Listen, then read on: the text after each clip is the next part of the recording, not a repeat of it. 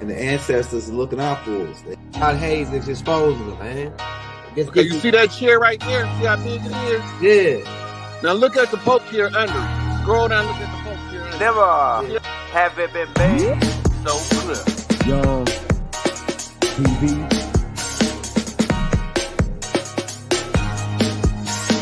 Young. We running the game right now.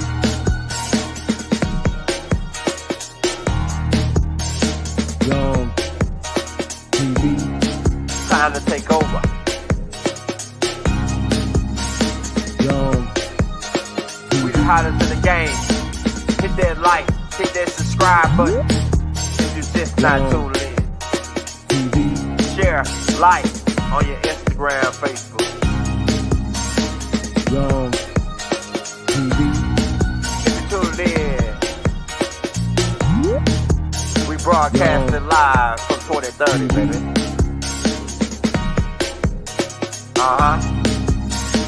Young TV.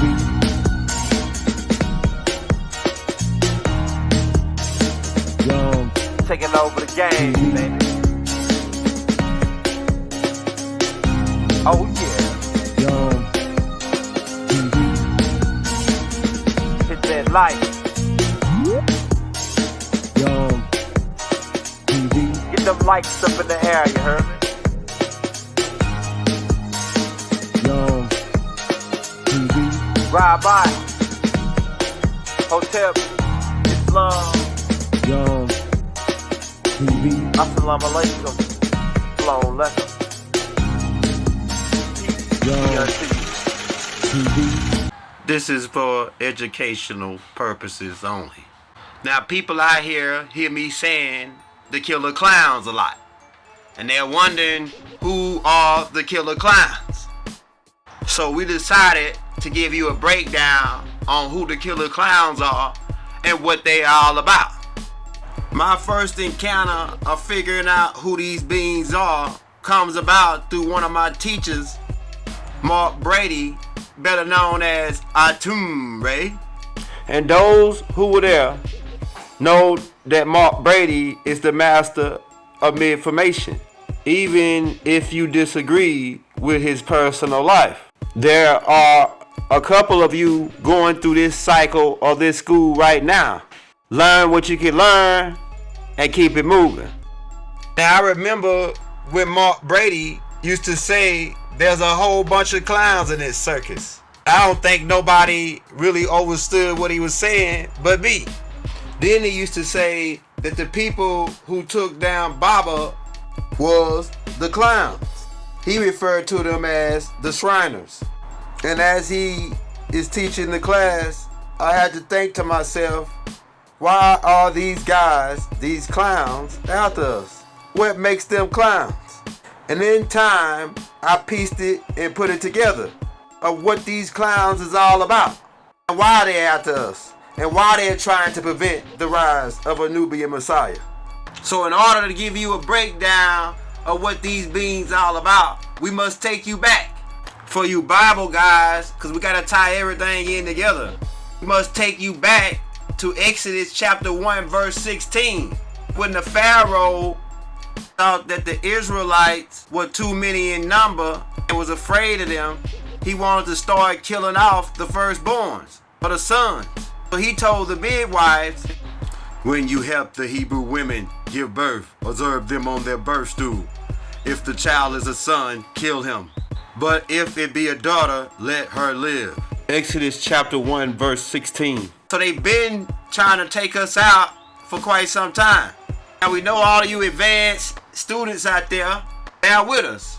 Well, one thing we can agree on is that the American Negro is the chosen people. Speeding up to the time when Yeshua was born, also known as Jesus, Haru, Tammuz, several other names, depending on what language you're coming from around the world. On this time, there was a king by the name of King Herod, who was in fear of a kid being born that would take over rulership and rule over him and overthrow his rule. So he sent 3 wise men to inquire about the child. They were supposed to gather information and bring it back to Herod so he can send people to kill him. Keep in mind, these guys were referred to as the Magi priests. And keep in mind what the Magi is all about. Magicians, alchemists. Now, a lot of terms got twisted around and spent around during the time of the Spanish Inquisition. People who were labeled as alchemists got turned into witches and warlocks. And if you was an alchemist that wanted to work with the church, they gave you other titles like priest, doctor, lawyer, scientist, teacher, chemist, professor. You know, those who profess to know. And like we say, anybody that didn't want to get down with them, they called them a witch, warlock, sorcerer, and burn them at the stake. So what we're saying is before 1478, Magi's or alchemists wasn't looked at as a bad thing. Even in the Bible, all of the prophets are really alchemists. Moses was an alchemist. Go read Exodus chapter 7. What do you think Moses and the Pharaoh's magicians were doing? They were having a magician contest. But since Moses worked for God, he became a priest or a prophet. And since Pharaoh's magicians worked for him, they became sorcerers and witchcraft guys. So the point we're trying to make, like we said, is that these guys were sent to go find the kid, the child that was supposed to be born. And they were part of a sacred order called the Magi's. Like always, there's good guys and bad guys in all organizations. Because Halai and his crew have been infiltrating us for quite some time. As the story go on, these beings decide not to go back to Herod, but instead to protect the child by taking them to Egypt, ancient Kemet. Stemming from this group, right, stems all the way down to another branch called the Shriners, right? Speeding it all the way up for you. Now you can kind of begin to understand why they got an ancient Egyptian on their symbol with a sword over his head. And it's way more to it than that, which we will break down as we get through this documentary. Because what they don't want to tell you is you standing on ancient Kemet. We'll get into more of that later. Stay tuned. America is the true old world. There's more pyramids in North America than it is in Africa put together. That's just one actual fact. We've informed you that these killer clowns know about the mounds. And they trying to rock our crowns, but they a whole bunch of clowns. I represent my ancestors. I'm standing on the mound. Why did I say that? All of this is going to start to make sense here soon. Because you forgetting about Empress Patrice, the return of the ancient ones, who told you that we were the Washitaw Moors, mound builders. And keep in mind, the killer clowns came after her as well. The Olmecs didn't build the pyramids. The Olmecs didn't build pyramid-style homes. The Moors did. Because as we pointed out, it goes back to the Naga beings who came from Bagabuti, who had the cobra genetics. And keep in mind, the king cobra is the only snake that builds a mound. These beings, these Naga beings, who over time develop a humanoid looking form, eventually comes back to Earth and begin mixing in with the people that's here, the Olmec people. One of these mixes generated what you call the Washitaw Moors. And these people have been around millions of years. There's a real long story to this, but like I say, the most pyramids are found in America. And the mound builders are the Washitaw who are found in America, who are indigenous to America. They are the pyramid builders, which is where that feds come in at, or that Terra Bush, which really represent the builders, right? Those who build off the cosmos. Because if you notice, DC, most of the city layouts is based on astronomy. Even the pyramids is based on astronomy that lines up with Orion's belt. So those who wrote the Terra Bush, the feds, is connection with the builders, the Moors. And those who wore the feathers are the wind talkers, or the spiritual beings, who govern the laws of the land based on the Elohims. And we'll get more into this and breaking it down, but we just want to give you a clear understanding on what's happening here. And what they did, being true alchemists, is to take a square and put it on top of the fez so they can cap you off, cap and gown. And keep in mind, people wear a gown when they go to sleep. So what do this fez or this terra bush represents?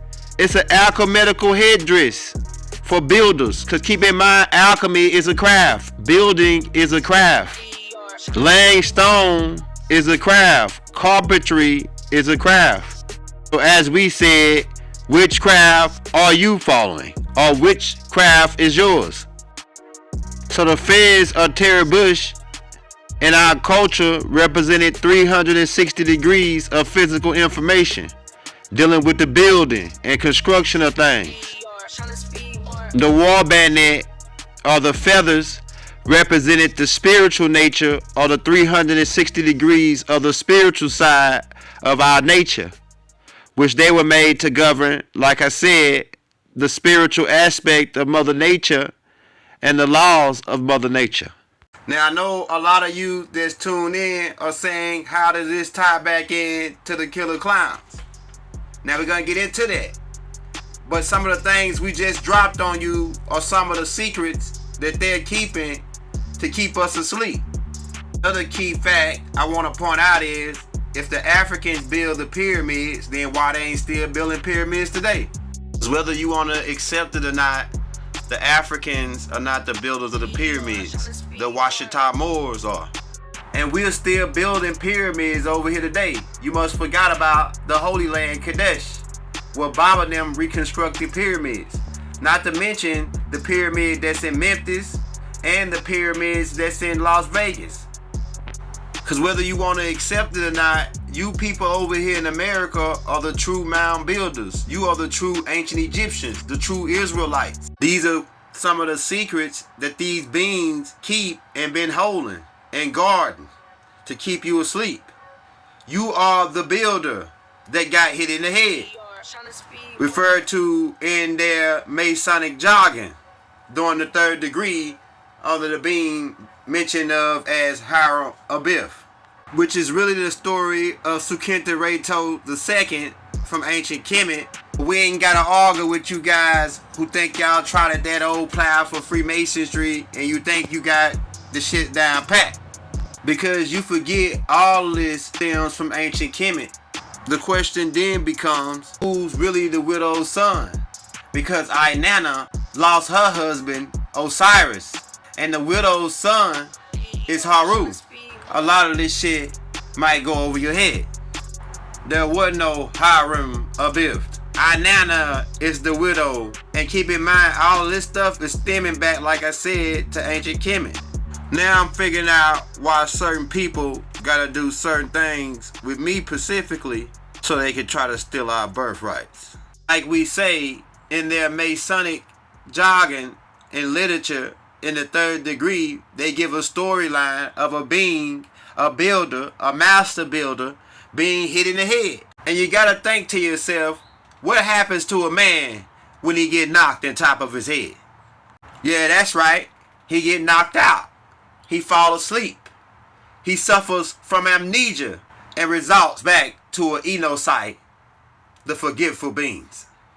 We want you to keep in mind, brothers and sisters, this builder that was hit in the head is you.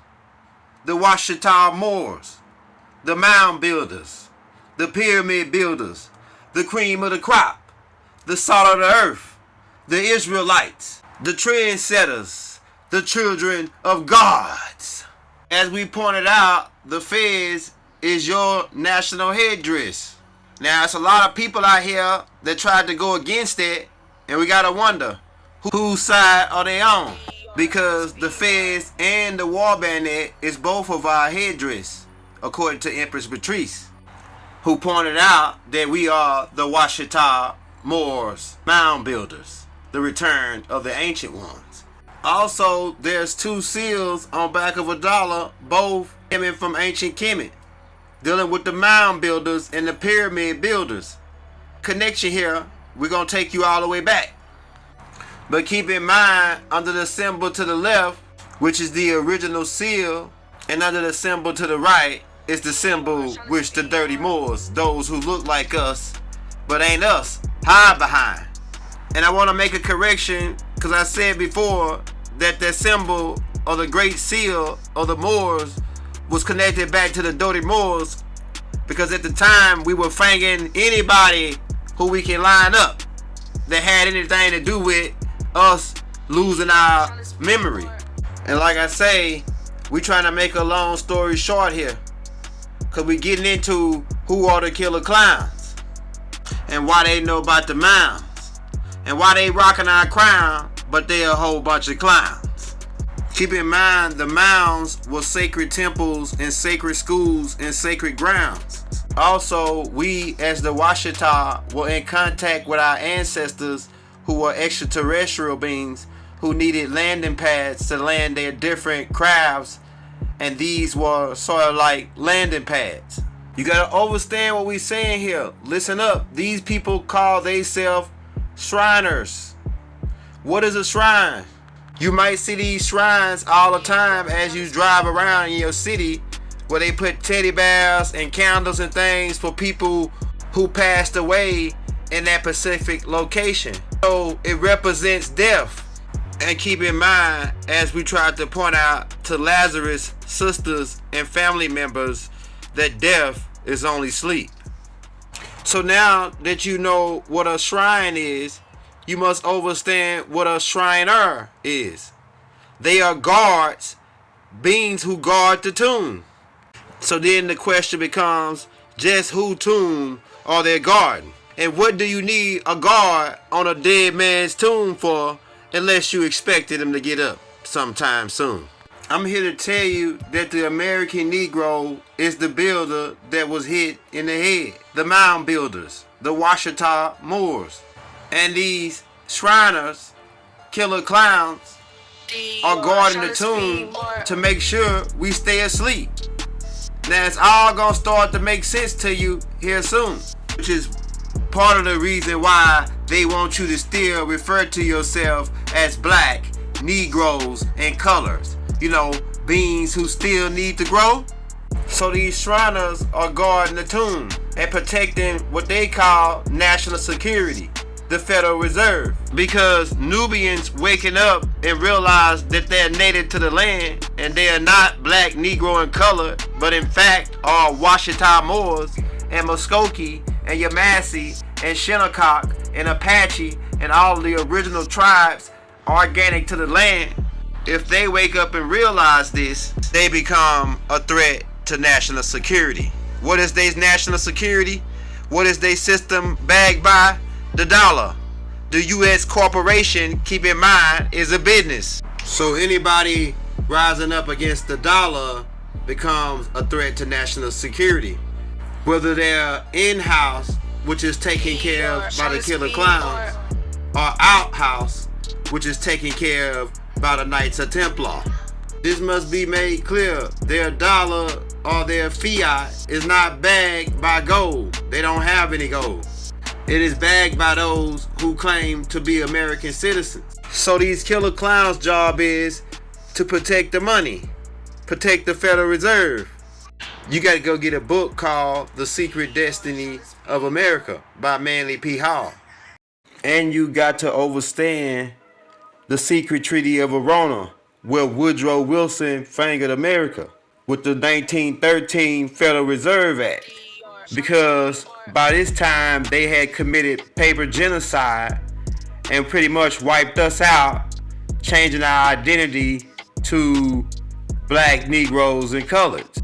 And by this time, the Lords of London, the killer clowns, and the Knights of Templar thought they had won. And this secret meeting occurred in a place known as Jekyll Island. Also, may I point out that Woodrow Wilson is a killer clown from outer space, right? He's an Aldebaran. That's why these people can't grow hair on their chin. You got to pay attention to these people that can't grow hair on their chin. Then he had the nerve to go out and write this. I am a most unhappy man. I have unwillingly ruined my country. A great industrial nation is now controlled by the system of credit. Setting up this Federal Reserve is how they optimized the game. And by this time, they thought they had completely paper genocided us out and pretty much to steal our land. Because if we going around saying we black, Negro, and color, black, Negro, and color has no land. This is Muskogee land. This is Washitaw land. Keep in mind what they trying to do to us. So in perspective, look at these 12 jurisdictions as slave plantations. All the people in each jurisdiction calling themselves American citizens, whatever area you call your address, and if you agree with that, this automatically puts you under their jurisdiction. Each of these 12 banks, the 13th being DC, because it's really 13 banks, right? Because keep in mind about the 13 families. These banks are privately owned, private investors, right? That own these banks. Gotta understand banking. It took a lot of criminal activity to get them to this point, because now they had control over the natural resources of the land, because the people of the land don't exist no more, because now they call themselves black, Negroes, and coloreds instead of Muskogee. And they did replacement tribes and moved them to reservations to make the cover up. So at first, they based their contracts and their bonds off of the land and the natural resources that it produced. Now under the Shipwreck Act and the abandoned property laws, they was making a mad move to try to steal our land right from under us. And they almost had us, till a being by the name of Prophet Noble Jew Ali came on the scene. Prophet Noble Jew Ali was sent by us, the ancient mystic order of Melchizedek, which he's a part of, so that we could keep our heel on this devil as the prophecy fulfills. This is why Noble Jew Ali set up the Moors Science Temple in 1913 to counteract the Federal Reserve Act. So that made him pretty much a target for the killer clowns after that. And as you can see, the Federal Reserve Act was passed December 23rd, 1913 by Woodrow Wilson. Understand these connections between the dates or times between the Moors Science Temple and the Federal Reserve Act being set up. There's a connection there. They give the credit to Charles J. Bonaparte, who started the FBI in 1908. At this time, they wasn't called the FBI. It reads, on July 26, 1908, Attorney General Charles J. Bonaparte appointed an unarmed force of special agents to be the investigative force of the Department of Justice. The FBI evolved from this small group. Also, we must point out that Charles J. Bonaparte was a member of the Skull and Bones and attended and graduated from Harvard, one of the top scholars and top recruits for the Lords of London. And keep in mind, we already pointed out that the Skull and Bones are the front man, the businessman, the face that they use to keep this game going. Also, might we point out that the Knights of Templar and the Skull and Bones are intertwined. Now, Charles J. Bonaparte was hired by Theodore Roosevelt to investigate corruption in the government. Now, what was the corruption that Theodore Roosevelt was worried about? It's the killer clowns taking over the government. Because at this time, there's a war going on between the Knights of Templar and the killer clowns, the Shriners. The Knights of Templar sided with the church, wherein the killer clowns sided with the Amber Light Illuminati. And like we said, at one point, these guys were working together. But Satan's kingdom is divided, and divided they fall. What side was Theodore Roosevelt on? The Knights of Templar. Here's a Knights of Templar magazine cover with Theodore Roosevelt on the front. And it quotes, Brother Theodore Roosevelt, the Rough Rider, pointing out that Theodore Roosevelt was a part of the Knights of Templar. Also to add, may we point out that the Knights of Templar was the first to come over here. 1492, Christopher Columbus, who was a Knights of Templar under the orders of the church, sent over here.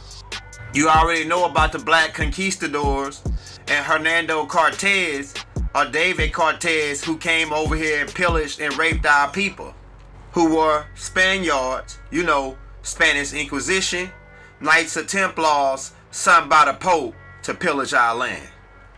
Some of the Templars were falling in love with our women and having children amongst them. Some of them who were savages molested or raped our women and forced children upon them. To make a long story short, some of the Knights of Templar had family amongst the natives over here in America and began to develop, should I say, a soft spot for us. But keep in mind, this all stems back to the gold, because they had got a lot of gold from over here, the Knights of Templar. Might I point out that the 13 killer clowns that set up their organization in 1870, who began infiltrating the government. These were the people who Theodore Roosevelt set up the organization 1908 to start an investigation about. Because Theodore Roosevelt didn't want to get down with the get down, the killer clowns tried to put a hit on him. It reads, attempt assassination of Theodore Roosevelt on October 14, 1912. Remember that date. Former saloon keeper John Schrank, 1876-1943, attempts to assassinate former U.S. president.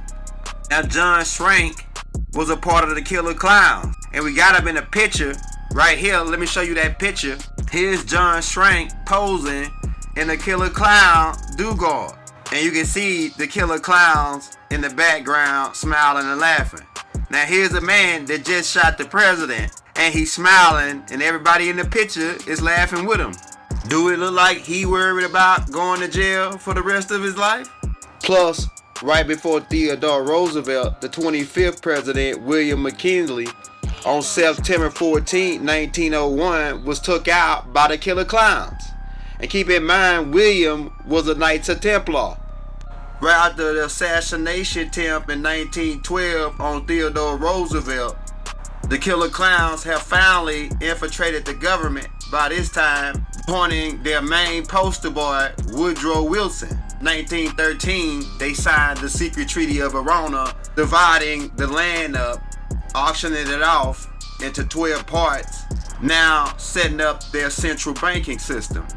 And as we pointed out, about around this same time, a being by the name of Prophet Noble Drew Ali came on the scene, 1913, to countermeasure this.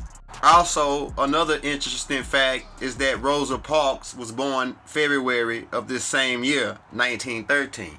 Now, another key pivot point in the killer clowns taking over is J. Edgar Hoover.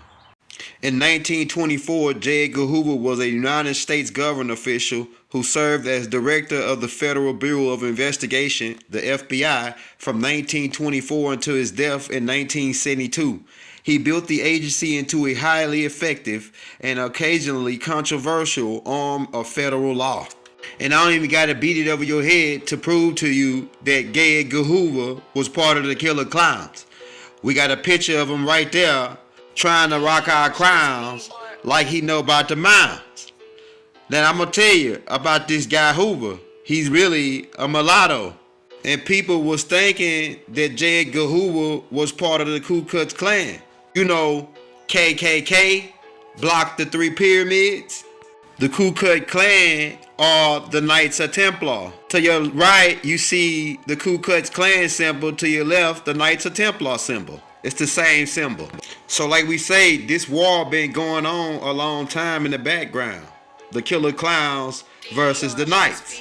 Now you begin to understand the war that's going on in the background and understand why J. Edgar Hoover came after the Ku Klux Klan.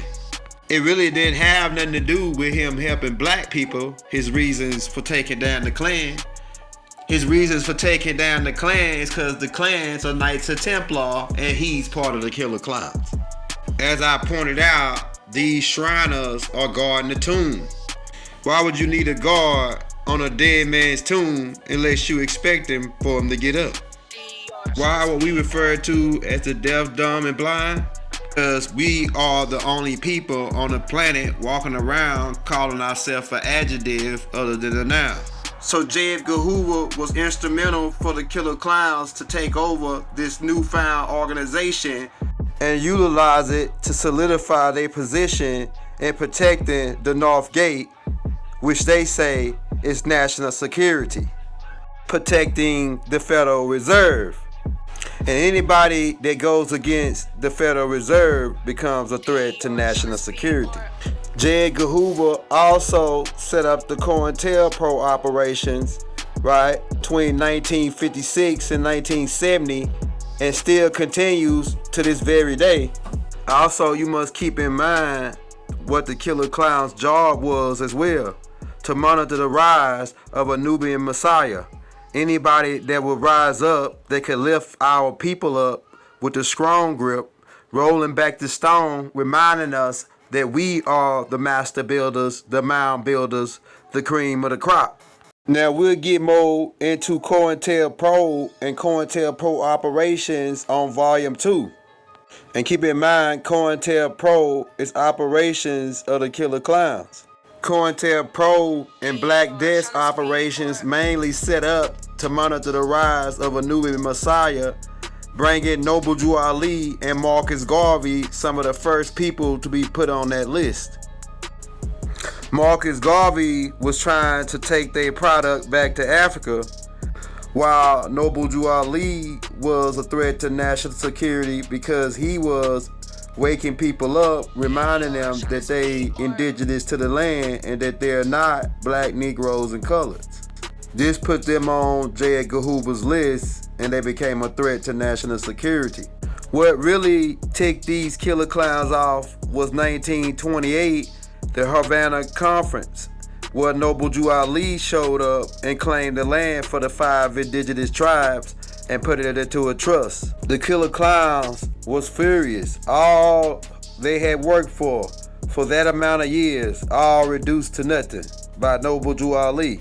So what did the Killer Clowns do? 1929, they come out to Noble Drew Ali to set him up, beat him, I think, half to death, lock him in prison for like 2 weeks, and then they release him with tuberculosis and he dies. And they said that it was an inside job of the people who set Noble Drew Ali up. What the Killer Clowns don't want you to know is that Prophet Noble Drew Ali crashed the stock market in 1929. They killed Drew Ali in July. Their stock market crashed. We're gonna get more into this on Volume 2. Stay tuned.